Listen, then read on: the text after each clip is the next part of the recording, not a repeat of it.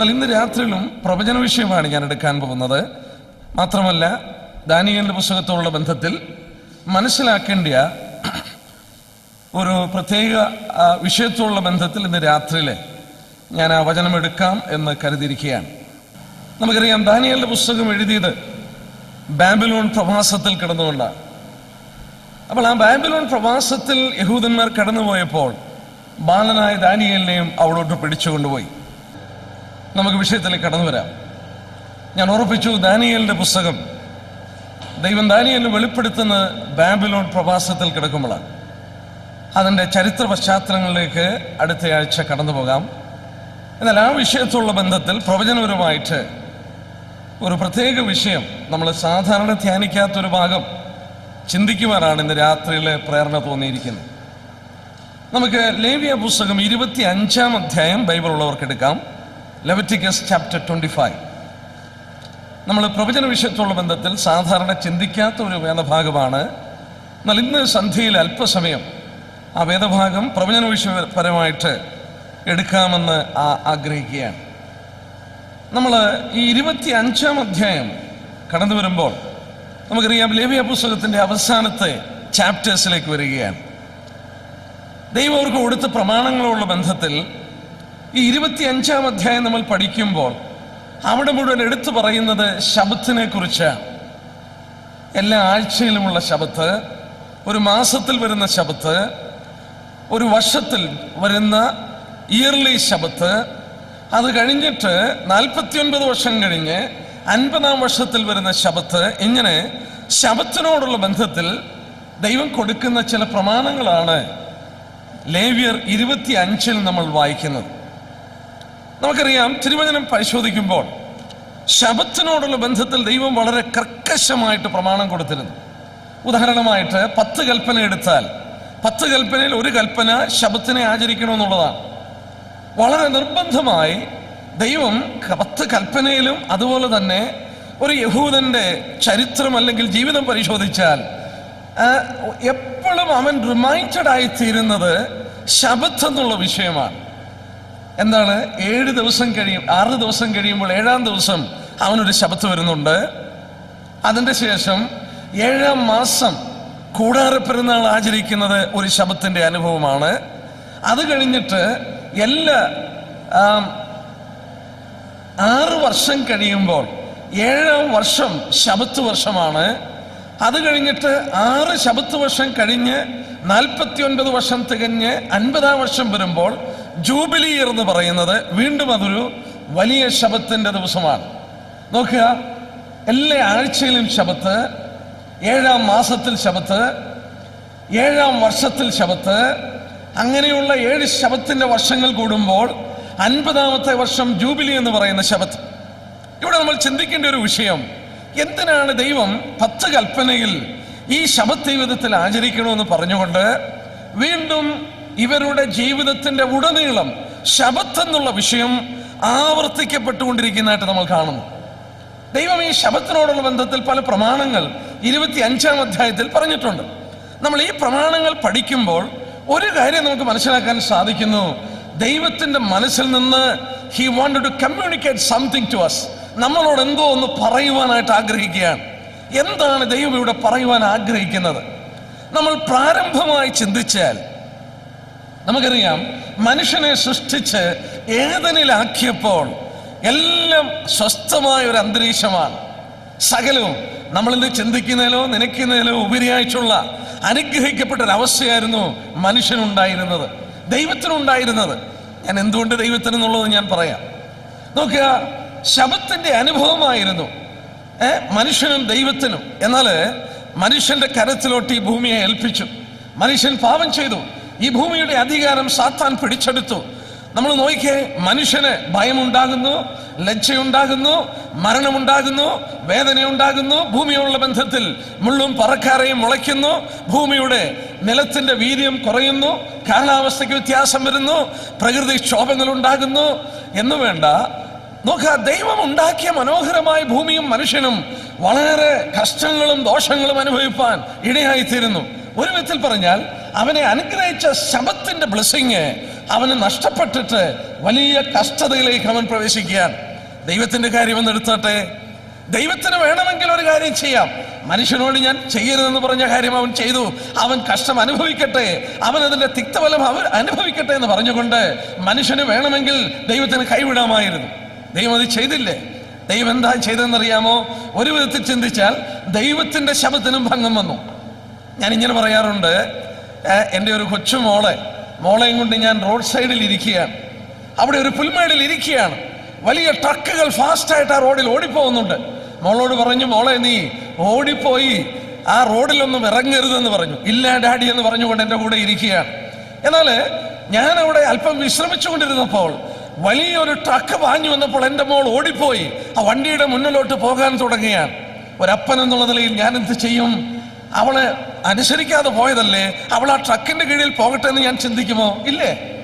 ഒരപ്പൻ എന്നുള്ള നിലയിൽ ഞാൻ എന്ത് ചെയ്യും? എൻ്റെ സകല ശക്തിയും ഉപയോഗിച്ച് ഞാൻ ഓടിപ്പോയി അവളെ ആ ട്രക്കിന്റെ കീഴിൽ നിന്ന് വലിച്ച് രക്ഷിപ്പാനായിട്ട് ശ്രമിക്കും. ഒരു ലോകത്തിലുള്ള ഒരു പിതാവ് അങ്ങനെ മക്കളോട് ചെയ്യുന്നെങ്കിൽ സ്വർഗത്തിലെ ദൈവം എങ്ങനെയാണ് ചെയ്യുന്നത്? നമ്മളൊന്ന് ചിന്തിച്ചു നോക്കിയേ. വാസ്തവത്തിൽ മനുഷ്യനെ ആ വിധത്തിൽ രക്ഷിപ്പാൻ ആഗ്രഹിച്ചപ്പോൾ ദൈവത്തിന്റെ ശബത്തിന് ഭംഗം വരികയാണ്. ദൈവത്തിന്റെ സ്വസ്ഥതയ്ക്ക് ഭംഗം വരികയാണ്.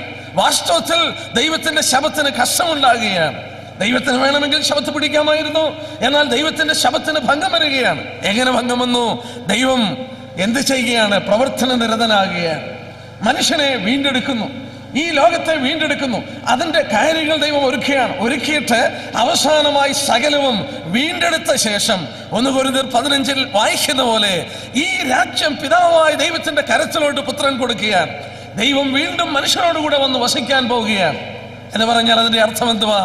നഷ്ടപ്പെട്ടു പോയ ശബത്ത് മനുഷ്യനും ഭൂമിക്കും ദൈവത്തിനും നഷ്ടപ്പെട്ടു പോയ ശബത്ത് വീണ്ടും എല്ലാം റീസ്റ്റോർ ചെയ്യാൻ പോവുകയാണ്, എല്ലാം പുനഃസ്ഥാപിക്കാൻ പോവുകയാണ്. എന്നാൽ നമ്മുടെ വിഷയം പ്രധാനമായി ഞാൻ ഓർപ്പിക്കട്ടെ, ഈ ശബത്തിനോടുള്ള ബന്ധത്തിൽ വചനത്തിൽ പഠിപ്പിച്ചിരിക്കുന്ന വിഷയങ്ങൾ നമുക്കെല്ലാം എടുക്കാൻ സമയമില്ല. നമ്മുടെ മുന്നിൽ അരമണിക്കൂറേ ഉള്ളൂ.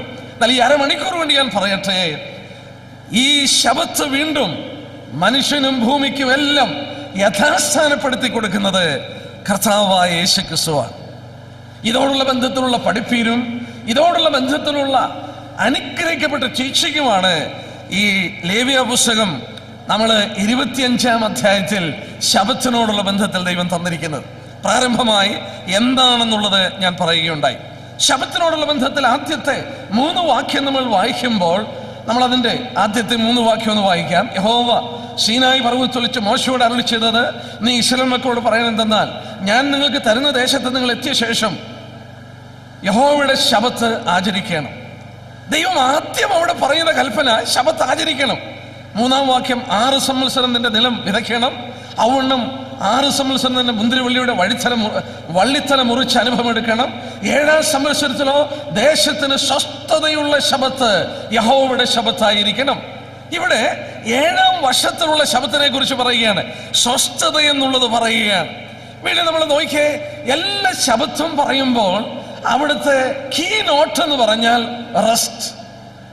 6 ദിവസം കഴിഞ്ഞ് 7-ാം ദിവസം നിങ്ങൾ വേലയൊന്നും ചെയ്യരുത്, റെസ്റ്റ്. 6 വർഷം കഴിഞ്ഞ് 7-ാം വർഷം റെസ്റ്റ്, ശബത്ത്. പിന്നെ വരുന്ന ജൂബിലി ഇയർ, 50th ഇയർ നോക്കിയാലും വീണ്ടും നമ്മളെ പഠിപ്പിക്കുന്നു റെസ്റ്റ്. എല്ലാം ഒരു സ്വസ്ഥതയാകുന്നു. അവർ ജോലി ചെയ്യാതെ ജീവിക്കുന്ന ഒരു പ്രത്യേക അനുഭവത്തെ കുറിച്ച് അവിടെ പറയുന്നതായിട്ട് നാം കാണുന്നു. നമുക്ക് വീണ്ടും ഇവിടേക്ക് പഠിക്കുമ്പോൾ നമ്മൾ ശ്രദ്ധിക്കണം, 6 കഴിഞ്ഞ് 7 എന്നുള്ളത് ശബത്തിനെ ചൂണ്ടിക്കാണിക്കുന്നു. ദൈവം ആവർത്തിച്ച് ഒരു ദേവാലയത്തിന്റെ മണി അടിച്ച് മനുഷ്യനെ എന്തോ ഓർപ്പിക്കുവാൻ ശ്രമിക്കുന്നത് പോലെ ഒരു യഹൂദന്റെ ജീവിതത്തിൽ ഉടനീളം ശബത്തിനെ കുറിച്ച് ഓർപ്പിക്കുമ്പോൾ God was reminding that after 6th the 7th is always a rest. 6 കഴിഞ്ഞ് 7 എപ്പോഴും ഒരു സ്വസ്ഥതയാണെന്നുള്ളത് ദൈവം പറയുകയാണ്. രാത്രി ഞാൻ ഓർപ്പിക്കട്ടെ, 6 ദിവസം വേല ചെയ്ത് 7-ാം ദിവസം അവൻ സ്വസ്ഥത അനുഭവിക്കുകയാണ്. 6 വർഷം വേല ചെയ്ത് 7-ാം വർഷം അവൻ സ്വസ്ഥത അനുഭവിക്കുകയാണ്. അങ്ങനെയുള്ള 6 ശബത്ത് വർഷം കഴിഞ്ഞാൽ വീണ്ടും അവൻ ജൂബിലി ഇയറിൽ റെസ്റ്റ് എടുക്കുകയാണ്. ഇന്ന് രാത്രിയിൽ ഞാൻ ഓർപ്പിക്കട്ടെ, ദൈവം എന്തായി കമ്മ്യൂണിക്കേറ്റ് ചെയ്യാൻ ശ്രമിക്കുന്നത്? മറഞ്ഞു കിടക്കുന്ന ഒരു വലിയ സത്യമുണ്ട്. വചനത്തിൽ പ്രത്യക്ഷമായ മനസ്സിലാക്കാൻ കഴിയുന്നതും അതുപോലെ മറഞ്ഞു കിടക്കുന്ന ചില സത്യങ്ങളുണ്ട്. വചനത്തിന്റെ മറ്റു ഭാഗങ്ങളുള്ള ബന്ധത്തിൽ പഠിക്കുമ്പോൾ നമുക്കത് മനസ്സിലാക്കുവാനായിട്ട് സാധിക്കുന്നുണ്ട്.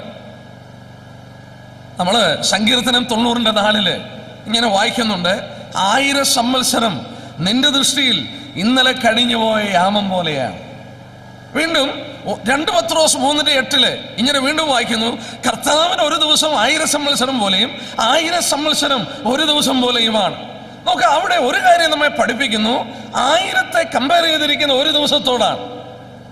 എന്റെ പ്രിയപ്പെട്ടവരോട് ഞാൻ പറയട്ടെ, മനുഷ്യനെ ഈ ഭൂമിയിൽ ആക്കിയിട്ട് 6000 വർഷം ആയിട്ടേ ഉള്ളൂ. 6000 years.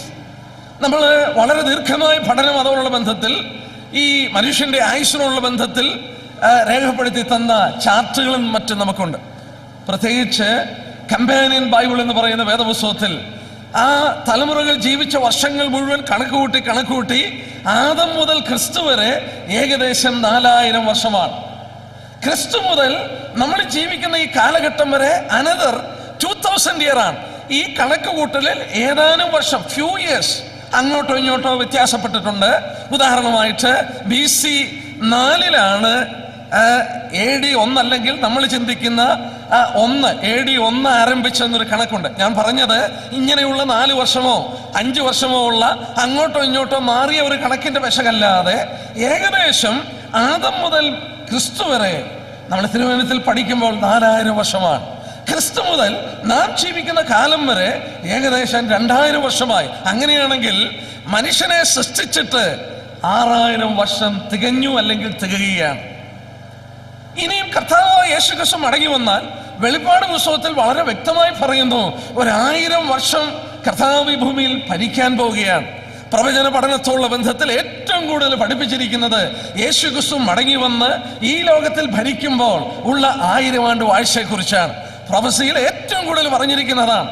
എന്നാൽ വെളിപ്പാട് പുസ്തകം 21-ാം അധ്യായത്തിൽ മാത്രമേ ഉള്ളൂ 20-ാം അധ്യായത്തിൽ മാത്രമേ ഉള്ളൂ യേശുക്രിസ്തു ഈ ലോകത്തിൽ വരുമ്പോൾ അത് 1000 വർഷമാണ് ഭരണമെന്നുള്ളത് വെളിപ്പാട് 20-ൽ മാത്രമേ ഉള്ളൂ. വേറെ എങ്ങും അത് പറഞ്ഞിട്ടില്ല. അങ്ങനെയാണെങ്കിൽ ഒരു കാര്യം ചിന്തിച്ചു നോക്കിയേ, 6 കഴിഞ്ഞിട്ട് 7 ശബത്താണ്. ഒരു ദിവസം 1000 സംവത്സരം പോലെയാണ്. 1000 സംവത്സരം ഒരു ദിവസം പോലെയാണ്. മനുഷ്യന് കൽപ്പിച്ചു തന്ന ദിവസങ്ങളുടെ അറുതി വരുന്നു, അന്ത്യം വരുന്നു എന്ന് പരോക്ഷമായി കിടക്കുന്ന പഠനങ്ങളും നമ്മെ പഠിപ്പിക്കുന്നു. നമുക്ക് ആ 3-ാം വാക്യം ഒന്ന് നോക്കാം. യെസ്, ലേവ്യ പുസ്തകം 23 ലെവിറ്റിക്കസ് 23 എടുക്കാം. 23 3-ാം വാക്യം ദിവസത്തോടുള്ള ബന്ധത്തിൽ 6 ദിവസം വേല ചെയ്യണം, 7-ാം ദിവസം വിശുദ്ധ സഭായോഗം സ്വസ്ഥതയ്ക്കുള്ള ശബത്ത്. അന്ന് ഒരു വേലയും ചെയ്യരുത്, നിങ്ങളുടെ സകല വാസസ്ഥലങ്ങളും അത് യഹോവയ്ക്കുള്ള ശബത്താണ്. 6 days thou shalt sow. നിനക്ക് 6 ദിവസം വേല ചെയ്യാം. 7th day is Sabbath. നിനക്ക് 6 ദിവസം വേല ചെയ്യാം. 7-ാമത്തെ ദിവസം നിനക്ക് ശബത്താണ്. മാത്രമല്ല ദൈവമോടെ പറയുമ്പോൾ നോക്കുക, ഇതോടുള്ള ബന്ധത്തിൽ എടുത്തു പറയുന്നുണ്ട്, അത് വിശുദ്ധ സഭായോഗമാണ്. ഇത് വിശുദ്ധ സഭായോഗമാണ്. നമ്മൾ പ്രവചന പഠനത്തോടുള്ള ബന്ധത്തിൽ വരുമ്പോൾ സക്കറിയാവിലൊക്കെ നമ്മൾ വായിക്കുന്നുണ്ട്. വേണമെങ്കിൽ എടുത്ത് കാണിക്കാം. സക്കറിയ പ്രവചനം, അതിൻ്റെ യേശുക്രിസ്തു മടങ്ങി വരുമ്പോൾ ഈ ലോകത്തിന് സംഭവിക്കുന്ന കാര്യം ഈ ശബത്തിനോടുള്ള ബന്ധത്തിൽ തന്നെ പഠിക്കുവാൻ കഴിയുന്നു. അതിൻ്റെ 14-ാം അധ്യായത്തിൻ്റെ 20 തൊട്ട് വായിച്ചാൽ, അന്നാളിൽ കുതിരകളുടെ മണികളിൽ മേൽ യഹോവയ്ക്ക് വിശുദ്ധമെന്ന് എഴുതിയിരിക്കും. എന്താണ് വീണ്ടും വായിക്കുന്നത്? യഹോവയുടെ ആലയത്തിലെ കലങ്ങളും യാഗപീഠത്തിന് മുമ്പിലുള്ള കലശങ്ങൾ പോലെ ആയിരിക്കും. യെരൂശലേമിൽ യഹൂദയിലുള്ള കലങ്ങളൊക്കെയും സൈന്യങ്ങളെ യഹോവയ്ക്ക് വിശുദ്ധമായിരിക്കും. ഓക്കെ, ഇവിടെ യേശുക്രിസ്തു മടങ്ങി വന്ന് ഈ ലോകത്തിൽ ഭരണം നടത്തുമ്പോൾ എല്ലാം വിശുദ്ധമാകും. ഇന്ന് ലോകം പാപം കൊണ്ടും മാലിന്യം കൊണ്ടും നിറഞ്ഞു കിടക്കുകയാണ്, അശുദ്ധി നിറഞ്ഞു കിടക്കുകയാണ്. എന്നാൽ കർത്താവ് മടങ്ങി വരുമ്പോൾ എല്ലാം വിശുദ്ധമാകും. 7-ാം ദിവസം ശബത്തിനോടുള്ള ബന്ധത്തിൽ നമ്മെ പ്രാരംഭമായി പഠിപ്പിച്ചിരിക്കുന്നു.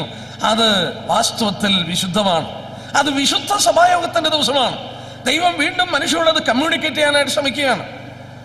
എന്നാൽ ഇവിടെ നമ്മൾ വളരെ പരിചയമുള്ള വാക്യമാണ്. റോമാലേഖനം 8-ാം അധ്യായത്തിന്റെ 19 തൊട്ട് 21 വരെ വായിച്ചാൽ നമ്മൾ ഇങ്ങനെ വായിക്കുന്നു, സകല സൃഷ്ടിയും ഈറ്റുനോടെ ഞരങ്ങുകയാണ്. All creation is groaning with pain. എന്തിനാണ്? അവർക്കൊരു വിടുതൽ ഉണ്ടാകണം. They need a liberation. സകല സൃഷ്ടിയും.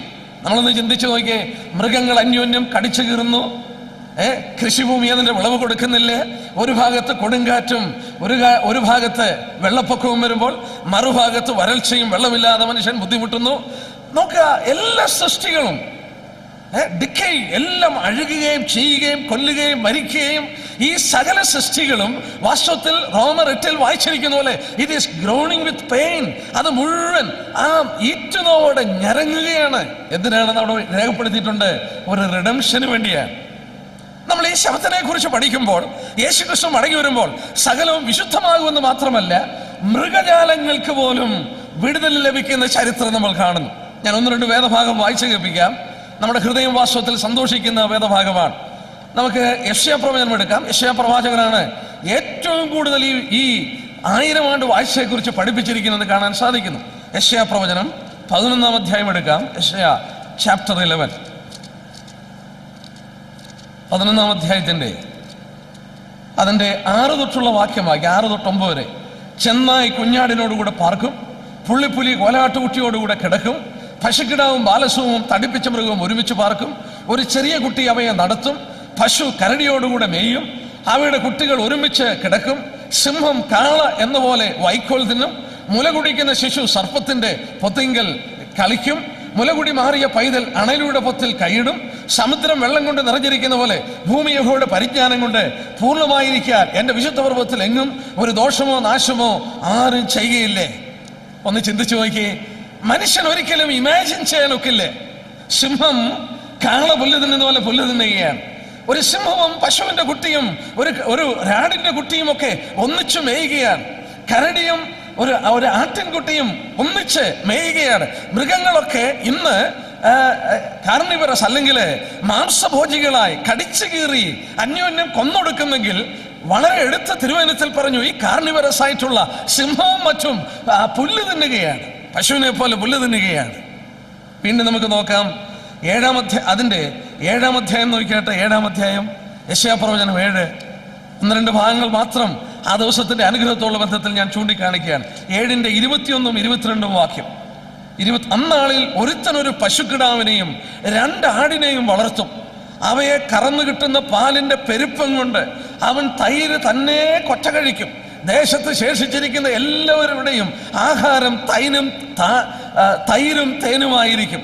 ഒരു പശുവിനെ വളർത്തി നോക്കുക, അതിന്റെ പാലിന്റെ പെരുപ്പം കൊണ്ട് തൈര് തന്നെ കൊറ്റ കഴിച്ച് ദേശത്ത് ശേഷിച്ചിരിക്കുന്നവർ തൈരും തേനും കഴിക്കും.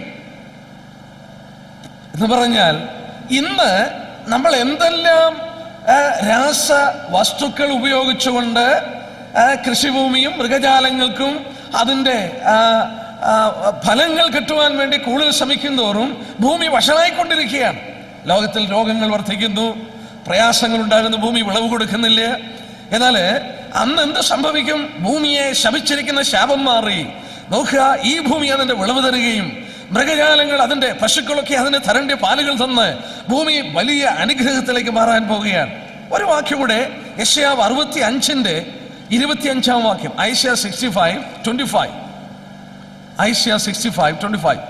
കർത്താവ് ഈ ഭൂമിയിൽ വന്ന് രാജ്യമേറ്റെടുക്കുമ്പോൾ നോക്കുക, ഈ ലോകത്തിന് സംഭവിക്കുന്ന കാര്യങ്ങളുള്ള ബന്ധത്തിൽ പറഞ്ഞിരിക്കുന്ന വാക്യങ്ങളിൽ മറ്റൊരു വാക്യം ഐശയ്യാ 65:25.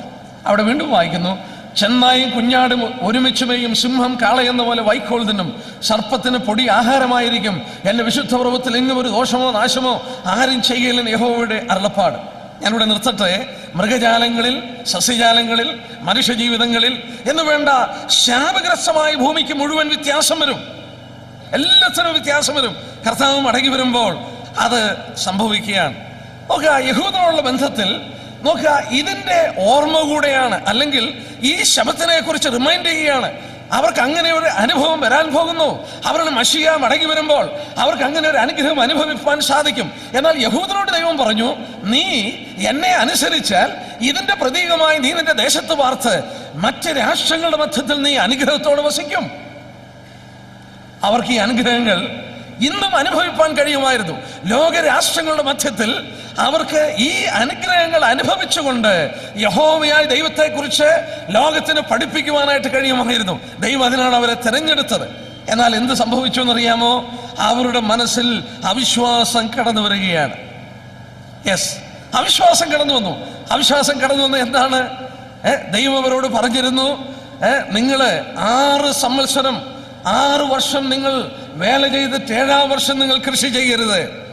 ലെവിറ്റിക്കസ് 25-ന്റെ 25-18 തൊട്ടുള്ള വാക്യം. അതുകൊണ്ട് നിങ്ങൾ എൻ്റെ കൽപ്പനകളെ അനുസരിച്ച് എൻ്റെ വിധികൾ പ്രമാണിച്ച് ആചരിക്കണം. എന്നാൽ നിങ്ങൾ ദേശത്ത് നിർഭയമായി വസിക്കും, ഭൂമി അതിൻ്റെ ഫലം തരും, നിങ്ങൾ തൃപ്തരായി ഭക്ഷിച്ച് അതിൽ നിർഭയം വസിക്കും.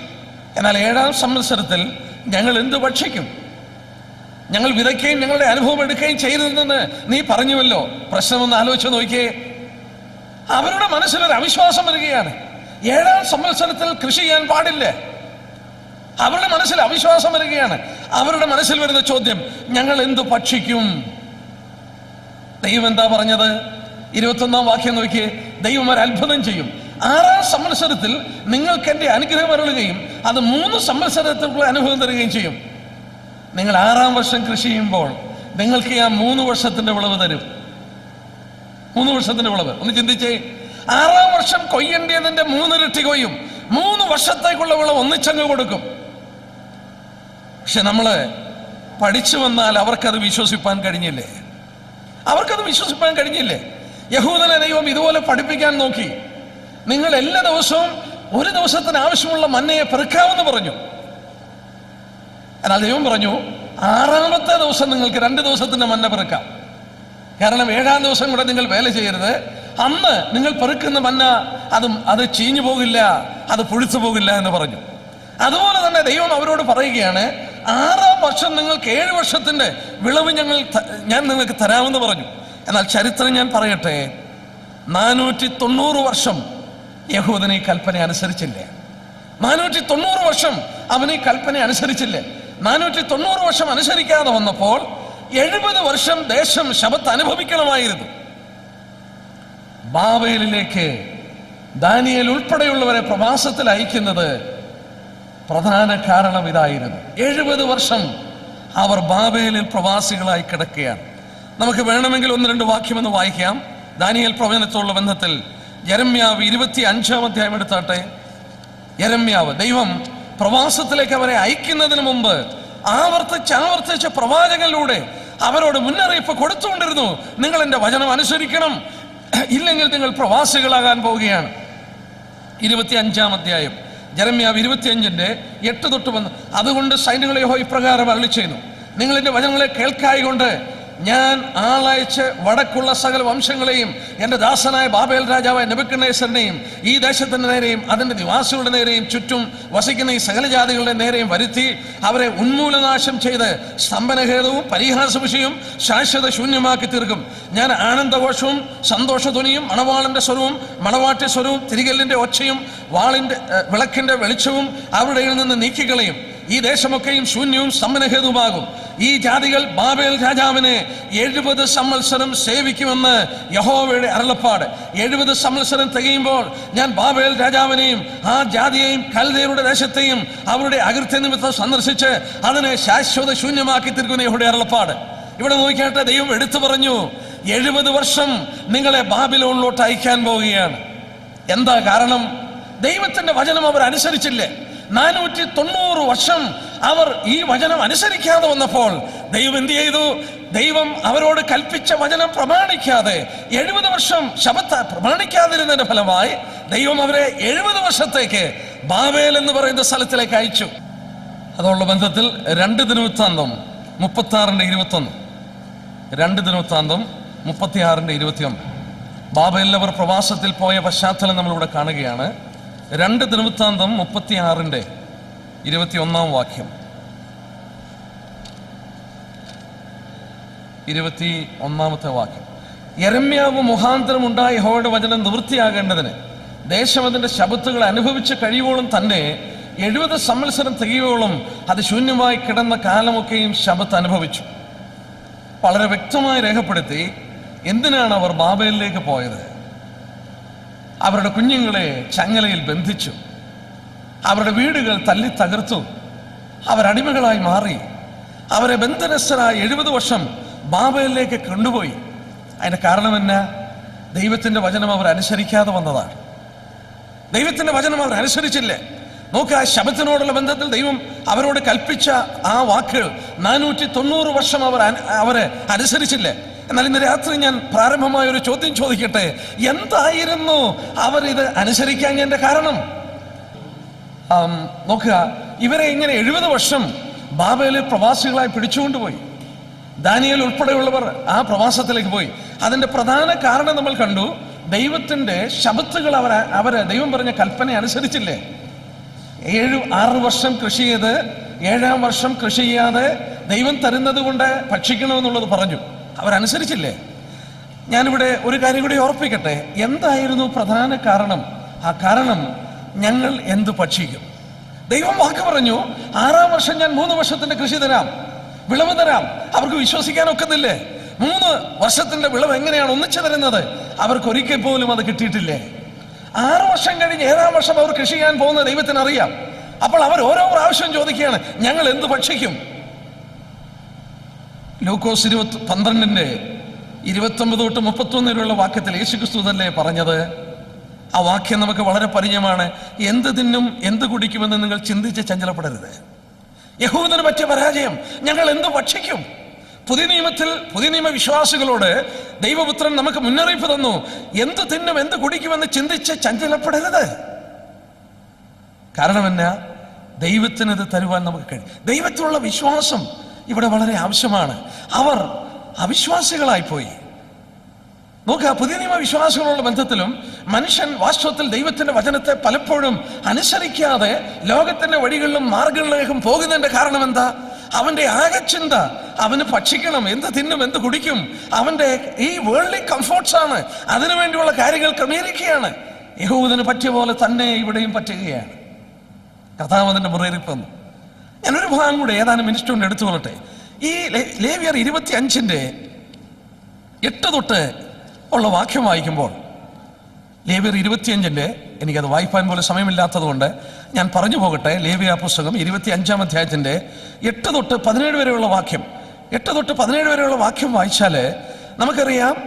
ആ 9-ാം വാക്യം, 7-ാം മാസം 10-ാം തീയതി കാഹളത്തിനോട് ജ്ഞാപകമായിരിക്കണം. നോക്കുക, 7 ജൂബിലി ശബത്ത് കഴിഞ്ഞു. 49 വർഷമായി. 49 വർഷം അവസാനിക്കുമ്പോൾ അവൾ കാഹളം ധ്വനിപ്പിക്കുകയാണ്. ആ കാഹളം ധ്വനിപ്പിക്കുമ്പോൾ ആ കാഹളത്തിന് പറഞ്ഞിരിക്കുന്ന പേരാണ് ജൂബിലി. Jubilee year. ജോബേൽ എന്ന പദത്തിൽ നിന്നാണ് ജൂബിലി എന്നുള്ള പദം വന്നത്. ജോബേൽ എന്ന വാക്കിന്റെ അർത്ഥം to restore or to bring back, എല്ലാം യഥാസ്ഥാനപ്പെടുത്തുക. ഞാൻ ഈ വാക്യം വായിക്കാതെ എടുത്ത് പറയട്ടെ. എനിക്ക് തോന്നുന്നു ഇസ്രായേലിന്റെ ചരിത്രത്തിൽ കണ്ട ഏറ്റവും സന്തോഷകരമായ സമയം ഈ കാഹളം ധ്വനിക്കുന്ന സമയമാണ്. അവിടെ വായിച്ചാൽ അറിയാം. എന്താണെന്നറിയാമോ? 13-ാം വാക്യത്തിൽ ഇങ്ങനെ യോവേൽ സംവത്സരത്തിൽ നിങ്ങൾ താന്റെ അവകാശത്തിലേക്ക് മടങ്ങിപ്പോകണം. ഇവിടെ നമ്മൾ വായിച്ചാൽ നമുക്കറിയാം, ഒരുത്തൻ പാവപ്പെട്ടു പോയി, അവൻ വസ്തു വിറ്റു, അവൻ പിന്നെയും ദരിദ്രനായി, അവൻ തന്നെത്താൻ വിറ്റു അടിമയായി, അവൻ മറ്റൊരു യജമാനൊരു യഹൂദൻ അടിമയായി പോയി, അവൻ വസ്തുക്കൾ വിറ്റു, ആ കുടുംബം ദരിദ്രരായി, ആ വസ്തുക്കളൊക്കെ മറ്റുള്ളവരുടെ കയ്യിലായി. പക്ഷെ ജൂബിലി ഇയറിൽ കാഹളധ്വനി ചോദിച്ച് കഴിയുമ്പോൾ ഇസ്രായേലിലുള്ള എല്ലാ വീട്ടുകാർക്കും അവരുടെ കയ്യിൽ നിന്ന് നഷ്ടപ്പെട്ടു പോയ ഭൂമികൾ തിരിച്ചു കിട്ടുകയാണ്.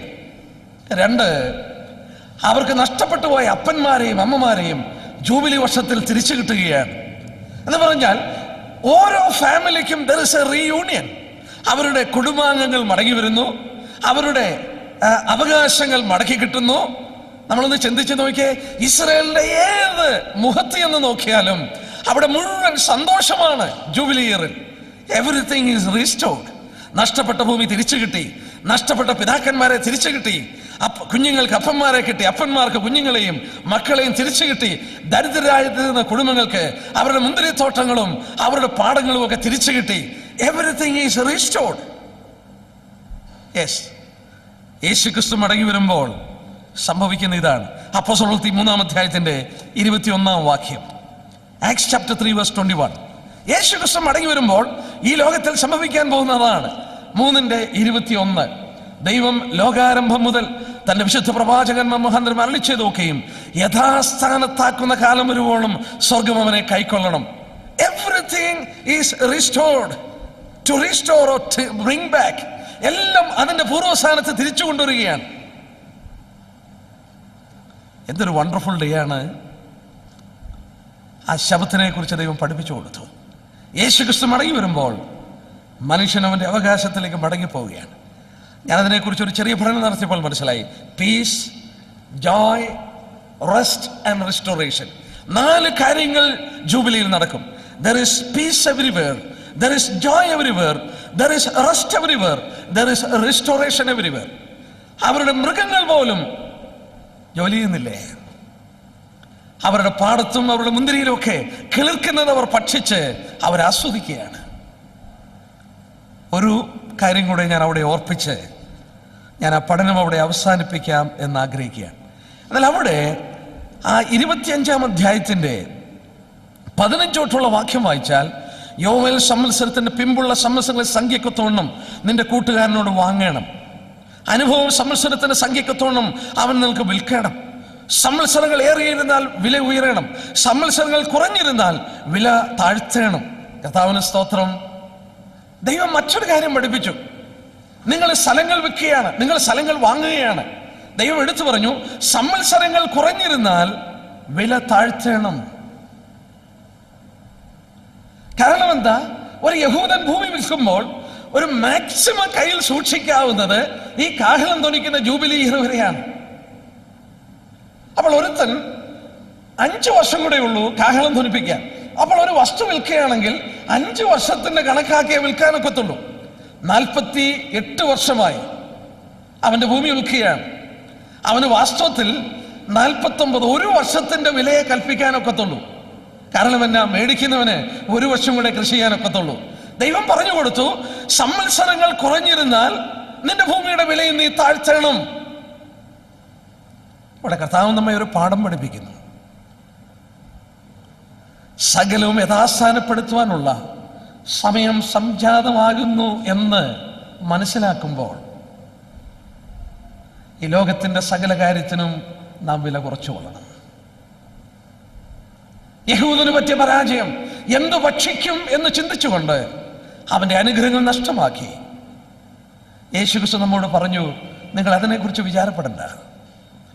മുമ്പേ അവന്റെ രാജ്യനീതി അന്വേഷിക്കുക, നിങ്ങൾക്ക് അതോടുകൂടെ സകലവും തരാം. എന്ത് തിന്നും എന്ത് കുടിക്കുമെന്ന് വിചാരപ്പെടരുത്. നമ്മൾ അതിൽ ആകുലചിത്തയിലാകുമ്പോൾ ലോകമനുഷ്യനും നമ്മളുമായിട്ട് വ്യത്യാസമില്ലേ? വീണ്ടും ഇവിടെ ജൂബിലിയോട് ബന്ധപ്പെട്ട് പഠിപ്പിച്ചു, സംവത്സരങ്ങൾ കുറഞ്ഞിരുന്നാൽ ആ സ്ഥലത്തിന്റെ വിലയിൽ നീ കുറച്ചോണം. ഇന്ന് സന്ധ്യയില് ഞാൻ എൻ്റെ വാക്കുകൾ അവസാനിപ്പിക്കുന്നതിന് മുമ്പ് എൻ്റെ പ്രിയപ്പെട്ടവരോട് ഞാൻ പറയട്ടെ, സകല സംഭവങ്ങളും പ്രവചന പഠനങ്ങളും ഒരുപോലൊരു സത്യം പഠിപ്പിക്കുന്നു. യേശുക്രിസ്തു മടങ്ങി വന്ന് സകലവും യഥാസ്ഥാനപ്പെടുത്തുവാൻ സമയമായി. ഇത് മനസ്സിലാകുമ്പോൾ ഈ ലോകത്തിന് കൊടുക്കുന്ന വില, ഈ കാണുന്ന സകലത്തിന്റെ വില, തിരുവചനത്തിൽ വായിക്കുന്ന പോലെ ഇതെല്ലാം താൽക്കാലികമാണ്. ജൂബിലി ഇയർ അടുക്കുന്നു, ഇതിന്റെ ദിവസങ്ങൾ കഴിയുന്നു. And we should really estimate the diminishing value of the things around us. നമ്മുടെ ചുറ്റുപാടുമുള്ള വില കുറയുന്നതിന്റെ വില, അതിനനുസരിച്ച് നാം വില ആക്കണം.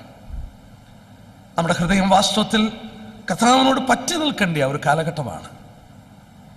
അവൻ വേഗം മടങ്ങി വരുന്ന ഒരു കാലഘട്ടത്തിൽ എത്തിയിരിക്കുകയാണ്. എന്തും ഏത് സന്ദർഭത്തിലും കർത്താവിൻ്റെ വരവ് സംഭവിക്കാം. എനിക്കൊരു ഭാഗം കൂടെ എടുക്കണമെന്നുണ്ടായിരുന്നു, ആ ഭാവമൊക്കെ ഞാൻ വിടുകയാണ്. ഒരിക്കൽ ഈജിപ്തിൻ്റെ ഭൂമി മുഴുവൻ യോസേഫ് ഒന്നൊന്നായി മേടിച്ചു. ആദ്യം മിസ്രൈമ്യരുടെ പണം മേടിച്ചു, പിന്നെ അവരുടെ കന്നുകാലികളെ മേടിച്ചു, പിന്നെ അവരുടെ വസ്തുക്കൾ മേടിച്ചു, എല്ലാം ഫറവോനുള്ളതാക്കി കൊടുത്തു. സ്തോത്രം. യേശുക്രിസ്തു നമ്മുടെ വീണ്ടെടുപ്പ് സാധിപ്പിച്ചു കഴിഞ്ഞു. നമ്മുടെ പ്രാണന്റെ വീണ്ടെടുപ്പ് സാധിപ്പിച്ചു. അവൻ്റെ മടങ്ങിവരവിൽ നമ്മുടെ ശരീരത്തിന് വീണ്ടെടുപ്പ് സാധിക്കും. നമ്മുടെ അടുത്ത ബന്ധുവായി വന്ന് മനുഷ്യന്റെ കയ്യിൽ തന്ന ഭൂമി അവകാശം നഷ്ടപ്പെട്ട് സാത്താൻ്റെതായി മാറി. അവനിതിൻ്റെ അവകാശം തിരിച്ചു മേടിക്കും. അവസാനം സകലവും പിതാവായ ദൈവത്തിന് അവൻ ഏൽപ്പിച്ചു കൊടുക്കും. കൊരിന്ത്യലേഖനത്തിൽ വായിക്കുന്നു, രാജ്യം പിതാവായ ദൈവത്തെ ഏൽപ്പിച്ചു കൊടുക്കും. അന്ന് സകല വാഴ്ചയ്ക്കും അവസാനം വന്നിട്ട് പിതാവായ ദൈവം സകലത്തിൻ്റെയും അധിപനായി ഏദനിൽ ഇറങ്ങി വന്ന് മനുഷ്യനോടൊത്ത് സംസർഗം നടത്തിയ ദൈവത്തിന് വീണ്ടും ഇതാ ദൈവത്തിൻ്റെ കൂടാരം മനുഷ്യരോട് കൂടെ. കർത്താവിന് സ്തോത്രം. അതിൻ്റെ വലിയ നിഴലുകളാണ് ഈ ജൂബിലി, ഈ ശബത്ത്, ഈ വീക്കിലി ശബത്തിലൊക്കെ നാം കാണുന്നത്. എന്നാൽ നമ്മളവിടെ ഓർത്ത കാര്യം, ഏറ്റവും പ്രധാനപ്പെട്ട കാര്യം, യഹൂദന് ബാബേൽ പ്രവാസത്തിൽ അവൻ പോയത് എന്ത് ഭക്ഷിക്കും എന്നുള്ള ചിന്തയായിരുന്നു. ദൈവത്തിൻ്റെ വചനത്തെക്കാട്ടിൽ പ്രാധാന്യത എന്ത് ഭക്ഷിക്കും എന്ന സന്ധ്യയിൽ വളരെ പ്രാധാന്യമായി ചിന്തിക്കുക. നമ്മളെ കരുതുന്ന ഒരു ദൈവമുണ്ട്, നമ്മുടെ ആവശ്യങ്ങൾ അറിയുന്ന ഒരു ദൈവമുണ്ട്. ഞാൻ നിങ്ങളെ ഒരു നാളും അനാഥരായി വിടില്ല. യെസ്, ജീവിതത്തിൻ്റെ അന്ത്യത്തിൽ തിരിഞ്ഞു നിന്ന് നോക്കുമ്പോൾ അവൻ്റെ കരത്തിൻ്റെ കരുതൽ കാണുവാൻ കഴിയും. നമ്മൾ വിചാരപ്പെട്ടാൽ, കർത്താവ് പറഞ്ഞു, നമുക്ക് ഒരു മുഴം നീളം കൂടെ കൂട്ടുവാൻ കഴിയില്ലേ. നമ്മുടെ തലയിലെ രോമങ്ങളെ വെളുപ്പിക്കുവാനോ കറുപ്പിക്കുവാനോ കഴിയില്ല. നമ്മൾ വിചാരപ്പെടേണ്ട ആവശ്യമില്ല. അവൻ നമുക്കായി കരുതുന്നുണ്ട്. അവനിൽ വിശ്വസിക്കുക, അവൻ്റെ വചനം അനുസരിക്കുക. അവരനുസരിക്കാതെ വന്നു. ദാനിയേൽ ഉൾപ്പെടെയുള്ളവർ ബാബേലിൽ 70 വർഷം പ്രവാസത്തിൽ കടന്നുപോയി. ഏറ്റവും പ്രധാനമായി നമ്മൾ ചിന്തിച്ചത്, യേശു ക്രിസ്തു എല്ലാം റീസ്റ്റോർ ചെയ്യുന്നു. അതിൻ്റെ സമയം അടുത്തു എന്നുള്ളത് കാണുമ്പോൾ we need a proper valuation in relation to the diminishing value of the property. ഈ വസ്തുവിൻ്റെ വിലകളൊക്കെ ജൂബിലി ഇയറിൽ വില കുറയുന്നത് പോലെ എൻ്റെ നിങ്ങളുടെ കൺമുമ്പിൽ എല്ലാത്തിൻ്റെ വില കുറയുന്ന ഒരു കാലഘട്ടമായി മാറണം.